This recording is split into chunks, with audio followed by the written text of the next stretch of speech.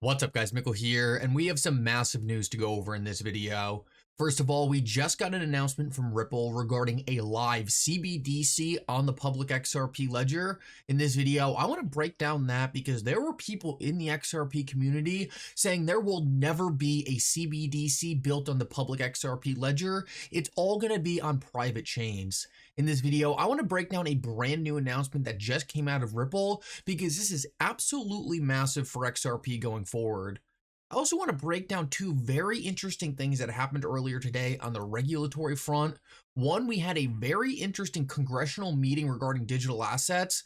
I want to break down why that was actually extremely positive, and then transition into a document that Coinbase just leaked that catches the SEC in another big lie. Make sure to stick around for that. This is a very important video. Like always, your support means so much to this channel. Make sure you take a second and like this video and subscribe to my channel. It's really going to help me out so much. Also, if you ever need a good place to buy some XRP, make sure to check out my favorite exchange Uphold down in the description of this video.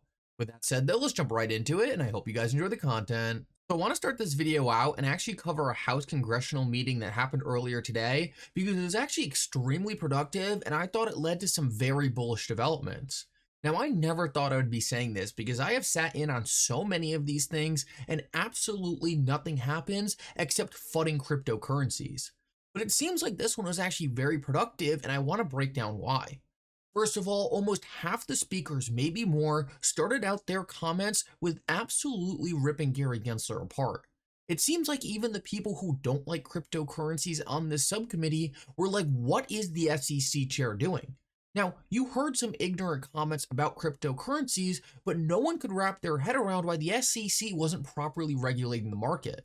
Now, of course, you also had people who are extremely bullish on cryptocurrencies, really ripping apart Gary Gensler from a more technical aspect, but the important thing to note was almost every single person there was extremely unhappy with Gary Gensler. Now, on top of that, and I actually think this is even more important, we actually even saw Democrats attacking Gary Gensler. Now, this is a huge step forward because typically parties stick together no matter what. Even if they don't like something happening, normally there is a coordinated effort just to try to encourage the people that political party nominated. But what we saw, and I specifically need to call out Richie Torres here, he's someone on the Democratic side of the aisle who is absolutely ripping Gary Gensler apart. He had one of the most critical statements about Gary Gensler there, and that is exactly what we need to see. The last thing we want is for cryptocurrencies to become a partisan issue. We want to make sure that both Democrats and Republicans are on the same side advocating for a healthy cryptocurrency market. So the fact that we actually saw a lot of Democrats stepping out of line and going against Gary Gensler is an absolutely fantastic sign. And it shows that the Republicans weren't just attacking Gary Gensler because they're on the opposite political side as him. They were attacking him for the same reasons the Democrats were attacking him. He has done a horrible job of regulating this market. So I actually think this was a pretty huge step forward. It shows that both sides of the aisle are unhappy with how this market's being regulated, and I think it's going to get us to a place we need to be a lot faster. The last really important note I took from this thing is I think Gary Gensler actually regulated himself out of the cryptocurrency market. It sounds like no one in this hearing trusts the SEC anymore, and it seemed like every single congressperson there now thinks that we either need an entire new regulator for digital assets or we need to send this market over the CFTC.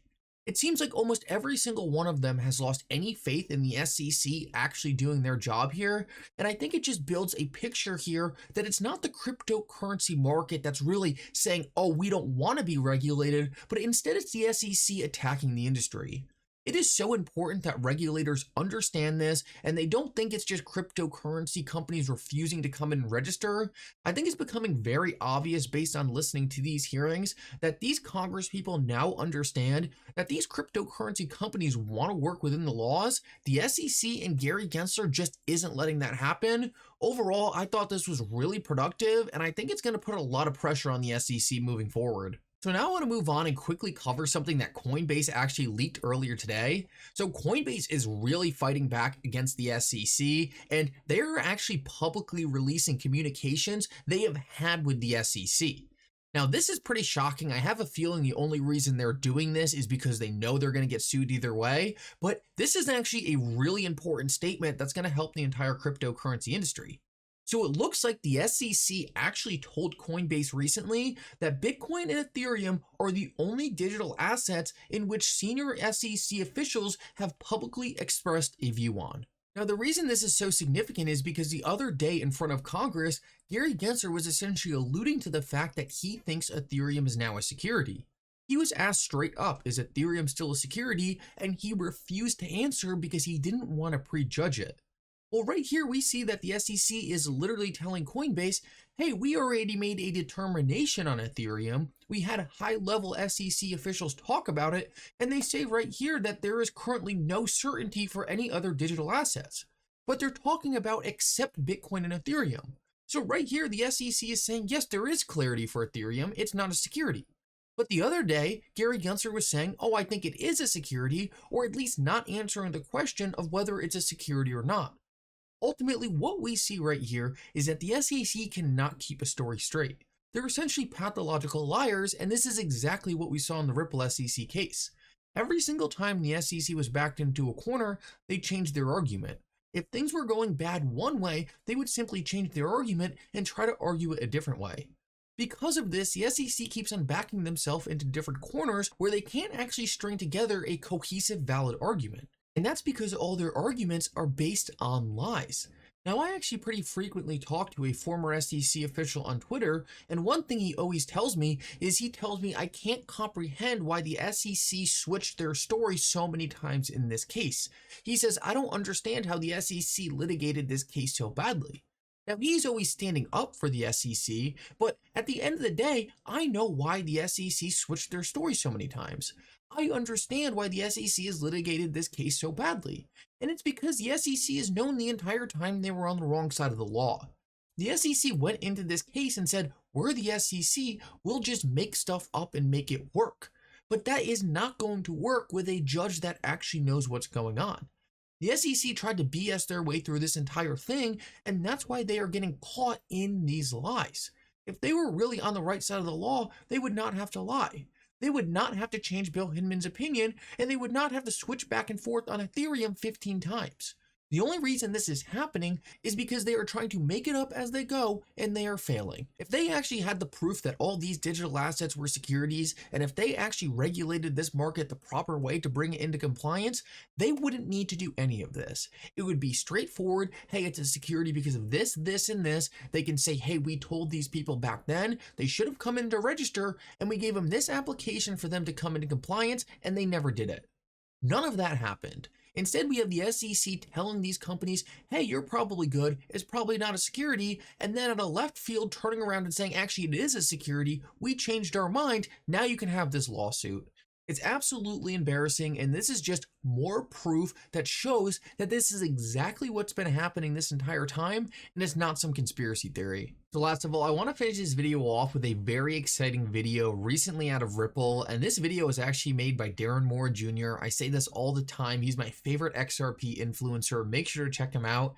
I want to play you this video though, because there were so many people outside the XRP community and in it saying that there will never be a CBDC built on the public XRP ledger. Well, those people were just proven wrong. Take a listen to this and we'll break it down, but this is extremely exciting. So what are we learning? So we've got 2 announced projects, and then we've got 5 under NDA.